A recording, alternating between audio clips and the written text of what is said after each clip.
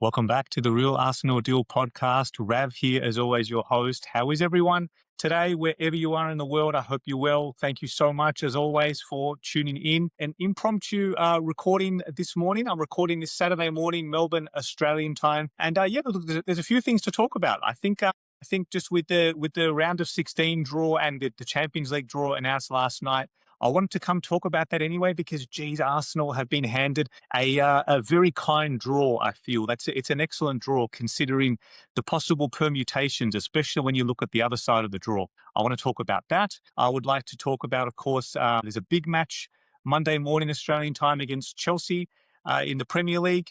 We also have enjoyed a week off for the first time that, I actually can't recall it. I think it's late November. Arsenal have had a full week off in terms of preparation for this, a full 7 days to recover. And I also want to talk about just the buzz, the energy that's back at Arsenal in the post-North London derby glow after that thumping win. If you're like me, you've consumed a lot of content around it. I've watched several clips and highlights and post-match scenes, and it just gets better every time. It is just what we needed, just what the doctor ordered, and Dr. Tottenham, as they're called, for a reason. So there's plenty to talk about. Let's just get straight into it. I think I will start actually in mentioning, just as I was setting up my laptop and I had a peek at the Premier League schedule, I was actually looking for who City play this weekend in terms of what time they play before us, and in terms of midweek as well. So just in searching the Premier League fixtures, of course, the Aston Villa Wolves result appeared straight away on my homepage. So Wolves win 2-0. This Premier League season, I can't recall it being this competitive. It's wild. It's so hard to predict. It's why I think just sometimes when you look back at certain results in isolation, maybe they're not so bad. Look, don't worry. I'm not going to try and convince anyone that a point away at Wolves a week and a half ago is a good result. I think we all know that was a poor finish to that match. Arsenal squandering a 2-0 lead. So I'm not going to try and convince anyone that going to the 20th place side, it was a good point away. But when you see what they've just done against Aston Villa are third, I believe. It wasn't so long ago as they were being touted as is this a potential three-way title challenge, and they've fallen away since. So it just goes to show just the unpredictable nature. I can't make sense of it either. I'm sure many of us sometimes scratch our heads when you look at what's going on across the league. And it's just, look, I'm guilty of this. I live so much in an Arsenal bubble. I just look at things from an Arsenal point of view and what is a good result, what isn't. We should do this, we should do that, or that team shouldn't cause us any problems. But you look at the landscape. There's about 10 matches to go, right? And as much as I'd like to sit here and just say convincingly that Arsenal are going to take maximum points in all of them, you just don't know. Sometimes there's so much that goes into it, like what's riding on the match for other teams. You know, you get to a certain point in the season where certain teams are safe, and then that saying comes out, they're on the beach, that's a great time to play them. But it's luck of the draw, isn't it? So with that in mind, actually going back to my original point, so City are playing Leeds away tonight. So they play before Arsenal. What's tonight, tomorrow morning, Australian time. I know I can't help myself. I'm gonna check the score. I just know I am. It's a 4:30 a.m. off here in Melbourne. And as much as football shouldn't consume as much of our time and attention and energy, it does. I mean, it really does. It doesn't always make sense. It's not logical. Just like that saying goes that football is the most important of the least important things. I've really been going in the ups and downs after the Wolves match a week and a half ago. I was nervous coming into last weekend, into the North London derby. If you heard my pre-match recording, thank you, by the way, for listening to that. You probably would have sensed as well a bit of nerves at thinking, oh no, not again. And certainly in listening to others, much bigger and better podcasters than me, that was a similar sentiment, that we just had that sense of, oh no. But then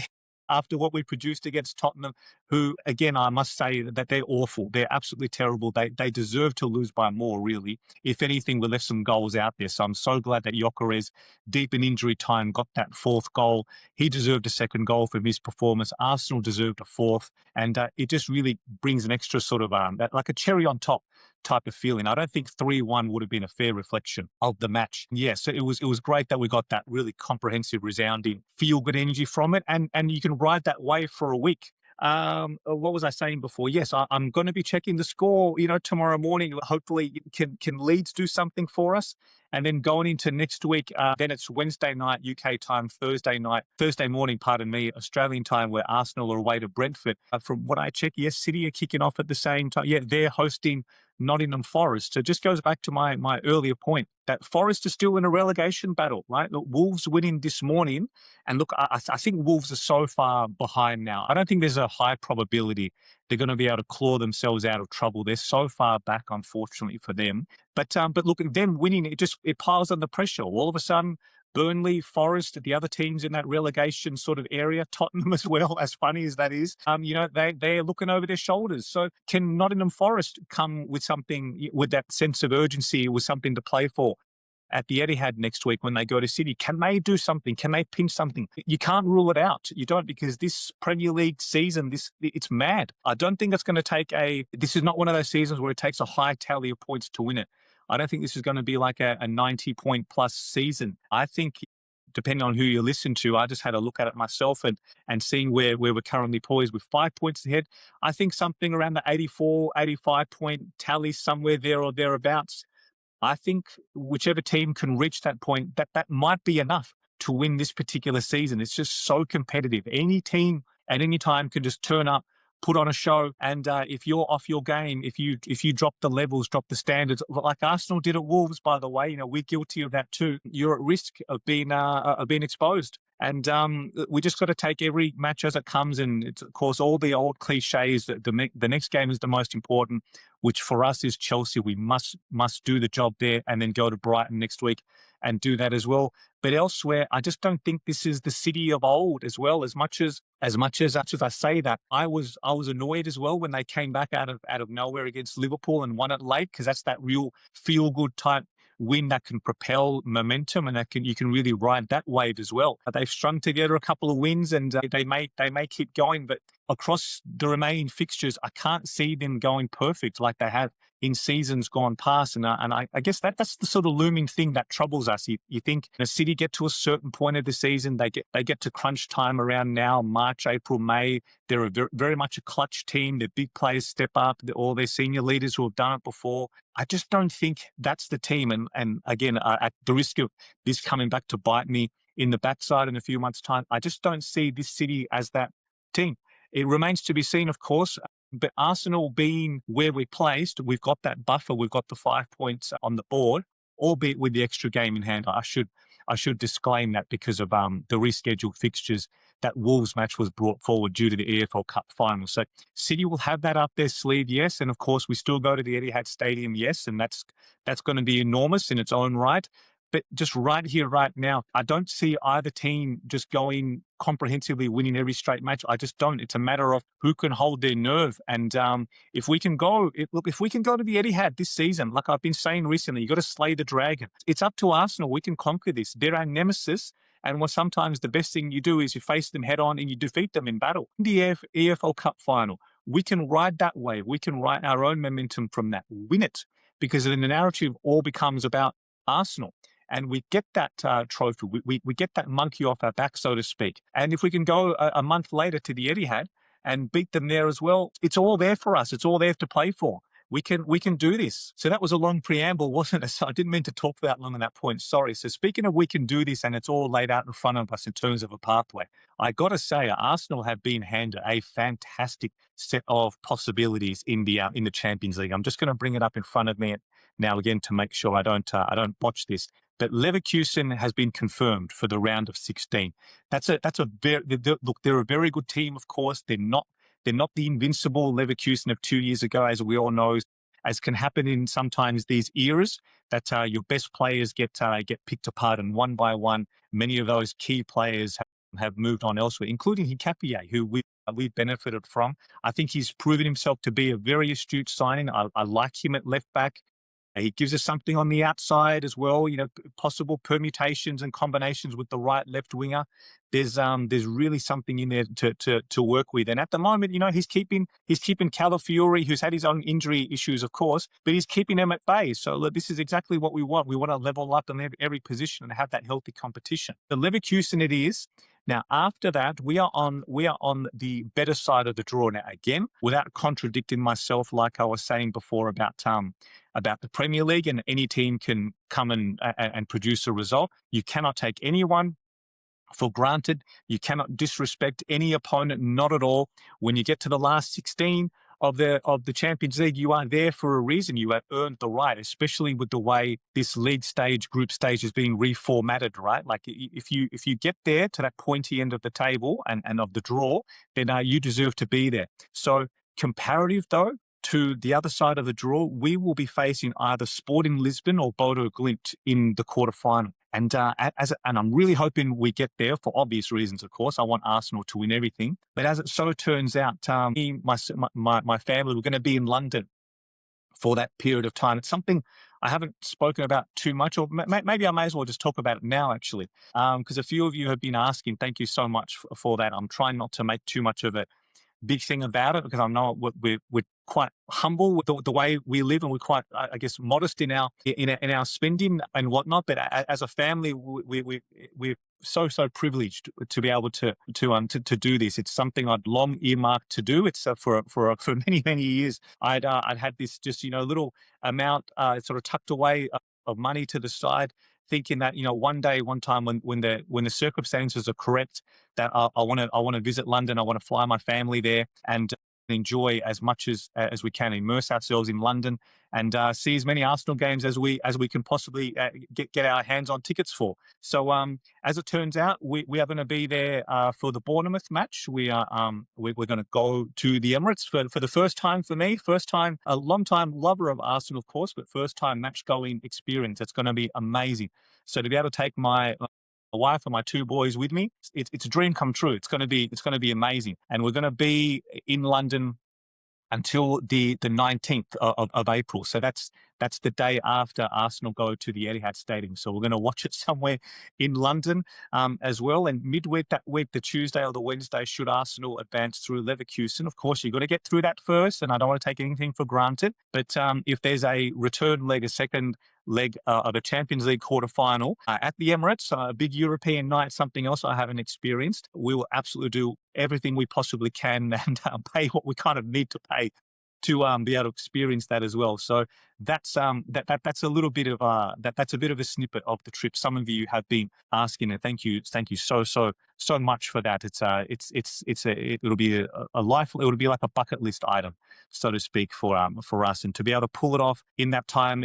A lot of things have to go right. It's a long journey as well. It's a 24-hour trip there and back. We were umming and ahhing. Do we try and split the trip up? Do we spend a bit of time in Singapore, for example, and just try and break that up? But to know we'll just do the 2 legs, the 2 flights, short changeover, and then get ourselves into London, and just as much as possible to try and acclimatize into London and enjoy our 14 days there. And then it's a long journey home, but it's a lifelong experience for us to be able to do. So thank you for anyone who's asked about that, and I'll talk more about that as it gets closer. But getting back to my point about the draw. So then we are on that side of the quarterfinal. Should we advance, then you're looking at one of Newcastle, Barcelona, Atletico Madrid, or Spurs in a European semi-final, a Champions League semi-final. Now, this is, again, without taking anyone for granted, when you look at the other side of the draw, straight away the standout is City and Madrid in a round of 16 tie. And then whichever team advanced there, they will face off the winner of, I think it's Atalanta against Bayern Munich. Yes, it is. So already you've got 3 European heavyweights, so to speak, between Bayern, City, and Real Madrid, who are going to meet each other, and only one of them is going to get past the quarterfinal stage. So that's amazing. That is absolutely amazing for Arsenal. Again, without looking too far ahead, and we still got to get the business done, and nothing is won on paper, all those old cliches, of course. But then you look at the side that we're on, we really should be looking at this as a tremendous opportunity. It doesn't mean that you play your cup teams for them. No, not at all. We have a deep enough squad, and we know there's going to be so much riding on the European matches and the Premier League matches on the weekend. It's something we haven't been able to overcome before. I talk a lot about that Bayern tie 2 years ago when we didn't manage ourselves out of that period against, we faced Aston Villa on the weekend. and you're trying to gun for both trophies, we ended up with neither of them. So there's always that risk, of course. But when you look at the caliber of Arsenal right now, we're there for a reason. We've won 8 from 8. None of these teams should give us anything too much to panic about. If anything, it's the other teams on that side of the draw. We're the looming large figure in the room. We're that elephant in the room thinking, oh my goodness, look at Arsenal are looming large. If we advance here, we're going to face them or we're going to face them in a quarterfinal or a semi-final. It's us who are causing distress to others. And we've got to remember that. We're a big draw card at the moment. Arsenal are a big ticket in town. I've been saying that throughout the season. When you look at the atmospheres when we go away to Brentford a couple of weeks ago, or even Wolves, and there are so many other examples of it. St. James's Park earlier in the season, away to Athletic Club Bilbao. You look at these occasions, you look at the teams, the fans that want to come out and see Arsenal. We are a big draw card, a big ticket. And we need to embrace that and play like that, play like rock stars, so to speak, because we've earned our way back to this top end of the table. And I think it's something to be embraced. So from an Arsenal point of view, we're going to be causing them a few questions and concerns probably right now. Other podcasters, other content creators for those clubs, when they're talking about their possible permutations of the draw, we're being mentioned as well. No one wants to face us. We have shown what we're capable of, especially in Europe. Some of these teams, that they get a serve from Arsenal, and we just got to make sure we keep doing it and have our best players fit and ready, because this is going to be crunch time. It's going to be on like Donkey Kong. So next up, I was going to touch on a bit of the Arsenal financial results, but I'm keeping an eye on the time. I've been talking a lot longer already than maybe some of you already opted out with the amount I ramble on. So if you're still listening this far in, thank you so much. So I might keep this part brief actually, because I am a bit of a stats nerd with this stuff. For those of you who don't know, I do have a large, extensive banking background. So often, this stuff, I used to eat this stuff up for breakfast. Sometimes you handed a balance sheet, it comes across your desk, and you've got a short amount of time to analyze it and come up with your ratios and decide what, if any, level of participation the bank wants to contribute for in terms of funding for them. So I used to eat this stuff up for breakfast in my senior manager role. So I won't get into the warts and all and the boring accounting stuff, but just from a high level point of view, I mean, Arsenal are such a well-run business as an institution, as we know. A couple of the standouts for me in terms of the record revenue, I think Arsenal have done really, really well with especially the commercial income. When you look at how much the commercial income has increased in the last few years, it's something that we've lagged in before in the previous seasons. There's probably a host of reasons for it, when Arsenal have been sort of languishing in and around Europa League and mid-table sort of results, and the ownership was still fractured as well. So since then, we've really, really improved across the board. One thing though to mention is that we've enjoyed £81.7 million of profit on player sales and registrations. So that was off the back of how well we sold in the previous financial year. Nketiah and Smith Rowe, of course, they're pure academy products. So it's pure profit. Ramsdale was sold at, in terms of an accounting treatment, it still is a profit when you consider the amortization that was left on his contract. The most recent summer window, we didn't really sell well, and we didn't really have those key fees coming in to offset our considerable spending. We all know the 8 players that we bought and invested heavily in. So maybe this is the part that I'll finish this point on about financial accounts on, is that I just think we as Arsenal fans just need to prepare ourselves. I think there's going to be some attrition in that upcoming summer window. I just think, as amazing as this squad is, and to have it so deep in a number of positions, I didn't really see that as a long-term sustainable thing. I think collectively amongst Arsenal, from ownership down to the playing group to the coaching group, that we had a very much a win now mentality. That this season, it's just on like Donkey Kong. We're going to go for everything we possibly can. I think we've had enough of being close but not close enough, and the club has acted accordingly. I don't think that's sustainable, though. When you look at some of the minutes that are really dried up of some key players, I don't think they're going to be content with doing that again next season or the season after. It doesn't mean it's going to be a host of sales this season, but I do think you're going to see a bit of attrition, maybe 2 or 3 players that, depending on who your favourites are, I mean, kind of need to prepare ourselves for. that there might be some players being sold that we really, really like and that we really value. And they probably mean a lot to Arsenal, the badge. Maybe there's some Hale-end products as well, the likes of Waneri or Lewis Skelly. I don't quite know where their long-term futures are. Maybe another loan deal as well, but perhaps for them. But the point I'm trying to make is I do think that we're going to need to, if there are some assets, so to speak, and I don't like using that word in a crude way because these are human beings, of course. However, from an accounting point of view, if you look at who's your most sellable asset, someone like Martinelli always gets brought up because we still are linked with or rumoured with upgrading that left wing position. Trossard's getting older as well. Anthony Gordon has been mentioned a lot during the week. I don't know the sources of that, so I don't want to talk too much about that if it's just rumours. But when you look at the squad, someone like Martinelli does usually come up as someone who can generate a pretty sizable fee. He's still young enough as well. He's good enough. He can have a fantastic career. He can flourish elsewhere. At the moment, he's admitted to being impacted at Arsenal. So look, there's going to be one or two players who we really, really like that maybe elsewhere next season. That's just sort of the crux of it, how I see it. But there's so much still time to go, and there'll be plenty of time in the lead up to the summer window to talk about that sort of stuff. So that's just my takeaway from this. I look at that column, that profit of player sales, and we will have nothing much to show for it in next year's accounts or the current year accounts. And I think there's going to be some attrition there. Okay, so the final part now is we have a huge Premier League match coming up against Chelsea on Monday morning.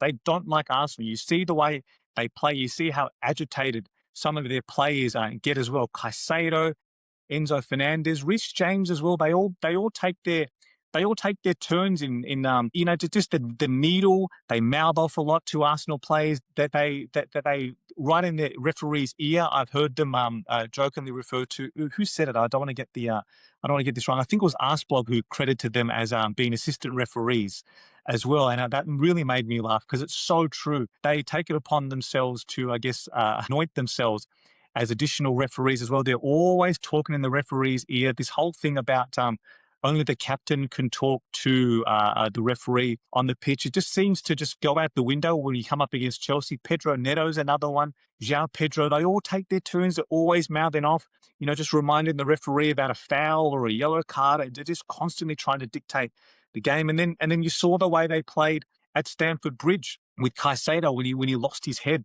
So I think they're probably sick of losing to Arsenal as well. The EFL Cup tie, the nature that we won that game in with that Havertz last-minute winner to send the Emirates into raptures. That was amazing. I think it's a bit of a danger game. Even though their league form has fallen away lately, maybe the Club World Cup as well is catching up on them, hopefully as it does with Manchester City, by the way, because we enjoyed a full pre-season off with no tournaments at all. Something that we won't get this summer, by the way. So I think that goes to underline how integral, how important this win now mentality is for Arsenal as a club. But anyway, back to this match. I think Chelsea, if all they can really salvage now is come in and put a dent in Arsenal, I think that's motivation for them and their fans as well. They don't like Arsenal. Look, I'm no fan of Chelsea either. There's something about my Chelsea recordings and podcasts on YouTube that somehow, I don't know what the algorithm does, but it seems to put my content out to Chelsea fans. And some of the comments I receive from them, without generalizing, of course, because every team, every club, Arsenal included, has a section, has a percentage of fans who are just not kind people and say things to others that we would never say to them. If you walked down the street and you passed them in a supermarket or something, you would never say some of the stuff. And some of the stuff the Chelsea fans say about me and my appearance and my race and whatnot. And it's pretty ugly stuff. And look, I know I shouldn't talk about that too much because it's I just deleted if it slips through the YouTube moderation. The main reason I deleted is because my sons watch this, and so do my nephews and whatnot and friends. I don't want them coming in the next day and looking at a video and seeing comments like that about me. I just don't want them being exposed to that. So I'm quite happy to delete and block. But it's just something about Chelsea and Arsenal. It's odd because as clubs, we get along quite well. I think it's the American ownership. Player sales and transfers are pretty smooth sailing to do, right? Because of between the Cronkies and Clearlake, they obviously have their other relationships elsewhere, being US-based owners. So, doing deals with each other seems pretty straightforward. But on the pitch, it's anything but. So speaking of ex-Chelsea players who we bought from, I saw quotes. I haven't seen the clips yet, but I'm just going to get them up in front of me. So Arteta has referred to Havertz as that he's going to train tomorrow. It's amazing. I always joke about this, that always between a press conference and the actual match day, there's always this mythical, magical other training session that Arteta can always defer to. It's great. It's going to be strategic, right? Like the way he handles it. He keeps his cards so close to the chest, doesn't want to give too much away. So he can always just say there's a training session tomorrow. Let's see. I think he said the same thing in relation to Ben White. We'll just see how he is placed with his niggle. I don't know the injury, but yeah, apparently he's going to train as well. Kai will train tomorrow, and then we'll see if he's fit to face Chelsea. Okay, there we go. So it was a hamstring injury to Kai Havertz. I'd be amazed if there's any doubt with him, given the severity of injuries he's suffered in the last 12 months and his setback since coming back a month ago as well. I'd be amazed if he starts this game, maybe depending on the game state. If we're well clear and, we can afford to give him 12, 15 minutes off the bench just to get a bit of exposure again. That's different, but I'm not too sure we should be relying too much on Kai Havertz this one. I'm happy to be proven wrong because he is such a critical figure for Arsenal. He's really unlocking the best out of Gyökeres, I feel. And I think that's also one of the reasons we've seen Eza play so close to Victor Gyökeres, playing very, very high up, something we weren't able to do or enjoy in the first half of the season. But I really think we found something there, just to have someone so close to Gyökeres, occupying similar spaces. You saw the way Eza dragged away the Tottenham defender as the ball was played in from Timber on the right and Gyökeres thumped it in. We created that space by deterring the defender. If he's there by himself, how many times have we seen Gyökeres being double or triple teamed this season in isolation up forward? So yes, having bodies around him, having players around him, the right combinations, there's something really in this. I'm really looking forward to seeing this side of Victor Gyökeres. And the last thing Arteta mentioned in terms of injury news was that Max Down played in the that's amazing. Maybe he can feature in the FA Cup next weekend. That'll be great to have him back in the squad as well. Another option. So other than that, I think it's just it's pretty much the same squad for this match, I should say. I'm going to have a crack now then at a predicted 11. Again, I always get so many things wrong, but I look at a week off for Arsenal, like how welcome that has been, how welcome the respite has been. Even for me, from a personal point of view, it's just been a frenetic schedule to keep on top of and keep my podcast going and what. It's just been great just to enjoy the downtime during the week and watch a lot of Arsenal Spurs related content. It's been fantastic. Off the back of that feel good factor, I don't think you make too many changes to the starting lineup. This is just me personally. I think after a performance like that, especially for Eza, I think he starts this one. And he also played quite well in that Chelsea tie. He was doing a lot of defensive work. We know how much that's been spoken about since that mistake against Aston Villa when he was playing on the left. I'd really like to see that as well. I'd like to see more of him on the left-hand side. I know he made a mistake, but at some point, we got to move on from that as well.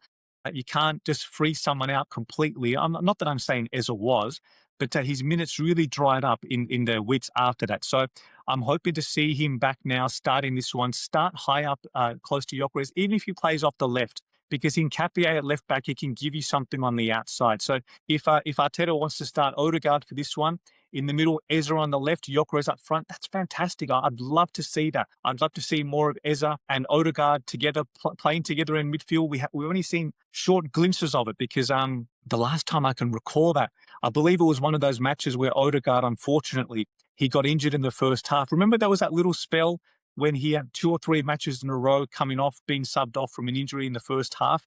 I think it was one of them. So unfortunately, we haven't had the opportunity to see it too much. But if Odegaard's fit to start, Rice and Zubimendi in midfield, fantastic. It's always a great battle against the Chelsea midfielders. That they always try and bring their A game and play like a cup final against us. So those two would be chomping at a bit to play. Saka on the right as well. He had a really good game against Spurs. He was fantastic. I didn't have the goal to show for it, but take nothing away from his performance. I'm hoping that sharpness, that finishing can come back, because what I noticed is that against Spurs, albeit as terrible as they are, Saka had that acceleration back. He was able to get in and get behind so often. The week before against Wolves, I just saw that maybe he was playing within himself a few times as he was played in central areas and he had the chance to sprint forward. He was just overrun, and I was wondering, combination of those hamstring injuries as well. He didn't quite have that explosive pace. Maybe he was a bit cautious as well about not re-injuring himself. I don't know. But great to see this sharpness returning from Saka. And if he just gets that finishing back, like what a thing for Arsenal to have up our sleeve in these clutch few months upcoming. So I don't think there's too many changes. Timber at right back is an interesting one. He really looks in the red zone. I'm glad Arteta took him off on 54, 55 minutes against Spurs. Mosquera did fantastically well, by the way. What a signing. He looks like he's been at Arsenal for many, many years. He's fantastic. He looks so composed. He's so young. He just fits in seamlessly. Just a fantastic footballer to have. If you need to sit Timber out for this one, or sit him down against Brighton and play Mosquera, we've got the squad to do it. If Ben White is back to play some minutes, bring him on, Mikel. He can alleviate, 15, 20, 25 minutes of the right back. We need to be leaning into our squad more. So I think overall, this 11 pretty much takes care of itself for this one. And I think we've got more than enough to go and get the 3 points against Chelsea and then hopefully back it up against Brighton. They've been another nemesis team over the last few years, haven't they? Lately, we've been able to go there and win against them. So if you look at these two matches as a cluster, if we can take 6 points out of 6, I think that's absolutely the goal, because then the weekend after, we're away at Mansfield Town, I believe it is, in the FA Cup. Yeah, we're away to that one, aren't we? I believe we're away, yes. Anyway, and that's when you can just have full, 9, 10, 11 changes, full rotation in the squad. We should be looking at this in terms of a grouping.